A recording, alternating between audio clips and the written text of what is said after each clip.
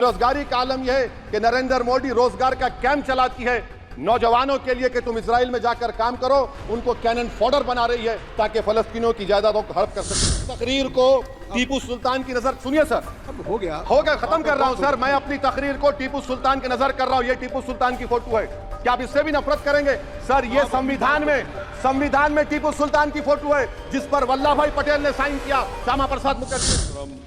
Chairman साहब, आपने मुझे बोलने का मौका दिया। मैं शुरुआत में बताना चाह रहा हूं कि मैं हुकूमत की तरफ से लाए गए इस रेजोल्यूशन की मुखालिफत में बोल रहा हूं और मैंने अमेंडमेंट्स भी दिए हैं प्रेजेंट एड्रेस के लिए। और चेयरमैन साहब, आप उर्दू को जानते हैं। किसी एक शायर ने शायद बरसर इख्तिदार जमात के लिए ये शेर कहा होगा कि उसूल बेचकर मसनद ख़रीदने वालों, निगाह अहले वफ़ा में बहुत हक़ीर हो तुम। वतन का पास तुम्हें था ना होगा कभी कि अपने हिर्स के बंदे हो, बेज़मीर हो तुम। इज़्ज़त नफ्स किसी शख्स की महफूज नहीं, अब तो अपने ही निगहबानों से डर लगता है। डंके की चोट पे जालिम को बुरा कहता हूँ, मुझे सूली से न जिंदानों से डर लगता है। मोहतरम चेयरमैन साहब, मैं आज इन लोगों की तरफ से बोल रहा हूँ जो दिखते तो हैं, जिनके बारे में बात तो होती है मगर उनकी कोई नहीं सुनता। मैं उनके बारे में बोल रहा हूँ जिनके बारे में वज़ीर आज़म मोदी ने कहा था कि घुसपैठी हैं। मैं उन बेटियों और माओं के बारे में कह रहा हूँ जिनके बारे में मोदी ने कहा कि ज़्यादा बच्चे पैदा करते। मैं उन मासूम नौजवानों के बारे में कह रहा हूँ जिनको मॉब लिंचिंग के ज़रिए मारा जा रहा है। मैं उन बेज़ुबान माँ और बाप के बारे में बोल रहा हूँ जिनकी औलाद आज इस हुकूमत के गलत क़ानून के चक्कर में जेलों में सड़ रहे हैं। सर, मैं दस्तूर जब इस ऐवान में बन रहा था, संविधान बन रहा था, तो उस वक्त अलहदा वोटर लिस्ट और इंतखाबी रिजर्वेशन की बात आई। तो उस वक्त के हमारे फाउंडिंग फादर्स ने, हमारे बुजुर्गों ने, दोनों समुदाय के हिंदू और मुसलमानों ने फैसला किया कि हम इस पर राज़ी नहीं होंगे। बल्कि उन्होंने क्या कहा था हमारे फाउंडिंग फादर्स ने, उन्होंने मुखालिफत की थी अलहदा वोटर लिस्ट की और इंतखाबी रिजर्वेशन की। उन्होंने कहा था, I quote sir, it is the duty of majority community to ensure that minorities are elected in the representative numbers.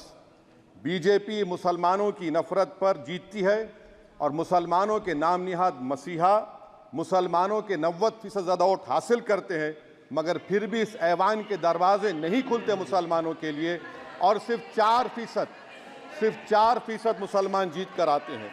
Sir, संविधान सिर्फ एक किताब नहीं है जिसे चूमा जाए, संविधान एक किताब नहीं है जिसे दिखाया जाए, संविधान एक सिंबल भी है, मगर संविधान एक हमारे बुजुर्गों के ख्वाबों की किताब है।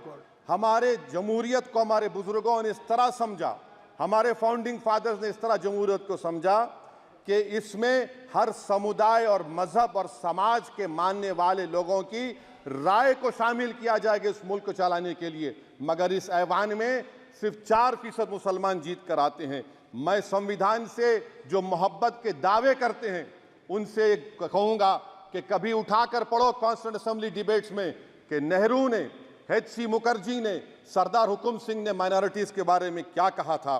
सर, वतन अजीज़ का मुस्तकबिल कैसा होगा जब बीजेपी मुझे गायब करना चाहती है और दीगर हिज़्ब इख्तिलाफ की पार्टियां के लिए मेरा वजूद सिर्फ वोट डालना और अपनी खबर में जाकर सो जाना है। इसीलिए आप देखते हैं कि ये समाजी इंसाफ है सर कि 4% मुसलमान जीत कर आते हैं। सर, इस ऐवान में ओबीसी समाज के एमपी अब अपर कास्ट के एमपी के बराबर हो चुके हैं। ओबीसी समाज के एमपी अब अपर कास्ट एमपी के बराबर हो चुके हैं और 14% मुसलमान सिर्फ 4% जीत कर आते हैं।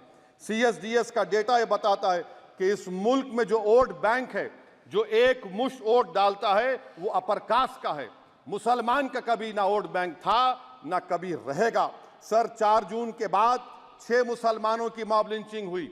11 घरों को मध्य प्रदेश में मोदी के बुलडोजर ने निस्तो नाबूद कर दिया। हिमाचल प्रदेश में एक मुसलमान की एक दुकान को लूट लिया गया और हिज़्ब इख्तिलाफ की पार्टियों की तरफ से सन्नाटा है। शायद अब वक्त आ चुका है कि लफ्ज़ मुसलमान का नाम लेना भी अब उस पर पाबंदी आयद कर दी जाएगी। सर, मैं ये बात बताना चाह रहा हूँ कि नरेंद्र मोदी को जो मैंडेट मिला है। एक मिनट, आप लोग बैठ जाएं, कृपया आप लोग बैठ जाएं। श्री मनसुख मांडविया जी, आप लोग बैठ जाएं, कृपया माननीय सदस्य बैठ जाएं। श्री मनसुख मांडविया जी। मनसुख मांडविया जी, अपने- कृपया आप लोग बैठ जाएं। अपने प्रारंभिक कृपया आप लोग भाषण अपने बैठ में जाएं। माननीय आप लोग बैठ जाएं। माननीय सदस्य ने माननीय सदस्य बैठ जाएं। माननीय सदस्य ने अपने प्रारंभिक भाषण में जो शब्द प्रयोग करा है उसको ऑथेंटिकेट करा जाए। और अभी उन्होंने उल्लेख करा कि मोदी के बुलडोजर ने वहाँ मॉब लिंचिंग करा है, उसको भी ऑथेंटिकेट करा जाए।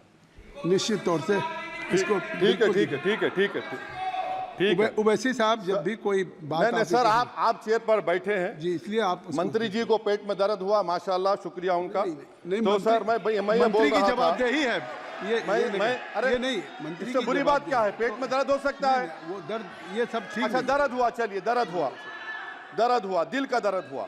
तो सर, जो नरेंद्र मोदी को मैंडेट मिला है वो सिर्फ और सिर्फ मुसलमानों की नफरत पर हिंदुत्व की वजह से मिला है। I would like to say it is not Modi's in dock but every single person voted him despite his anti Muslim voice. And I would like to tell the opposition parties, this is not a moral victory for you, this is a victory of majoritarianism. Everyone should contemplate and do introspection. Why is it that the OBCs and the upper caste are getting their due representation? Why are the Muslims not getting? Are we here only to vote for you and not to get elected? If that is the case, please tell us that we are only here to vote for you. Sir, आज भारत के आधे नौजवान बेरोजगार हैं और रोजगार की तालाश, बेरोजगारी का आलम यह है सर कि मोदी सरकार के 5 साल में 75 लाख एस्पिरेंट्स की जिंदगी बर्बाद हो गई, 6 पेपर लीक हुआ।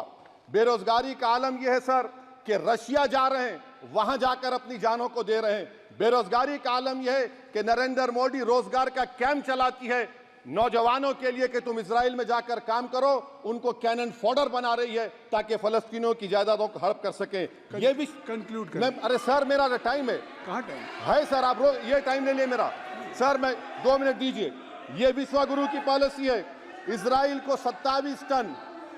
को 27 टन हथियार जा रहा है। 9 मिलियन भारत के लोग गल्फ में काम करते हैं, क्या असर पड़ेगा? 47,000 इजरायली फलस्तीनी मार चुके हैं। क्या है हमारी पॉलिसी सर? क्यों हथियार दे रहे हैं? सर नस्लकशी हो रही है। सदर जमहूरिया के खुतबे में राष्ट्रपति के सर मैं उसी पे बोल रहा हूं सर, उसमें लिखा हुआ है फॉरेन पॉलिसी के ऊपर, आप पैराग्राफ नंबर 25 देख लीजिए। सदर जमहूरिया में सैचुरेशन अप्रोच है। क्यों नहीं मोदी सरकार माइनॉरिटीज को तीनों स्कॉलरशिप को डिमांड करती है सर, उसका आपने बजट कम कर दिया।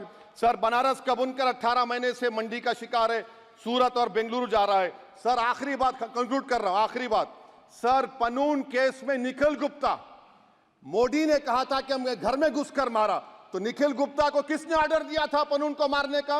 अगर नहीं दिया तो उसको बचाइए, और अगर दिया नहीं तो फिर उस पर पीएमएलए क्यों नहीं लगाते?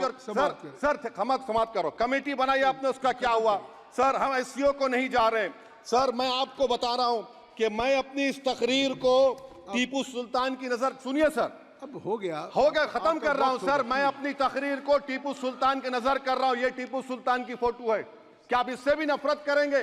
सर ये संविधान में टीपू सुल्तान की फोटो है जिस पर वल्लभ भाई पटेल ने साइन किया, श्यामा प्रसाद मुखर्जी ने साइन किया। ये आपकी नफरत है सर। आखिर में मैं अपनी बात को खत्म कर रहा हूं इस शेर पर कि क्या दिन दिखा रही है सियासत की धूप छांव, जो कल सपूत थे वो कपूतों में आ गए, थे इस कदर अजीम के पैरों में ताज थे, इतने हुए जलील के जूतों में आ गए। बहुत बहुत शुक्रिया सर। श्री गौरव गोगोई जी। धन्यवाद सभापति महोदय।